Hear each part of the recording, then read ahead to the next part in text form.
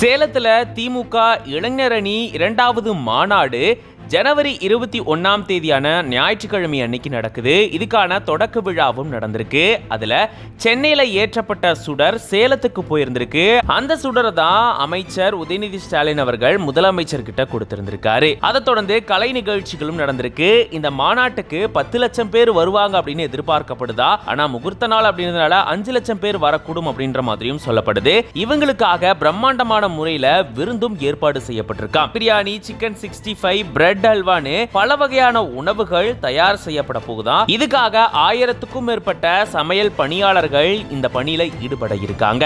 3 குழுக்களா பிரிஞ்சு இவங்க இந்த பணியில ஈடுபட இருக்கிறதா சொல்லப்படுது. இந்த சூழல்ல தான் சேலத்துல இதுக்கான கலை நிகழ்ச்சி நடந்திருக்கு. அப்போ அங்க வந்திருந்த அமைச்சர்கள், நிர்வாகிகளோட உதயநிதி ஸ்டாலின் அவர்கள் ஆலோசனையில ஈடுபட்டு இருந்திருக்காரு. அந்த நேரத்துல அவர் கூட அவருடைய மகனான இன்பநிதி அவர்களும் இருந்திருக்காரு.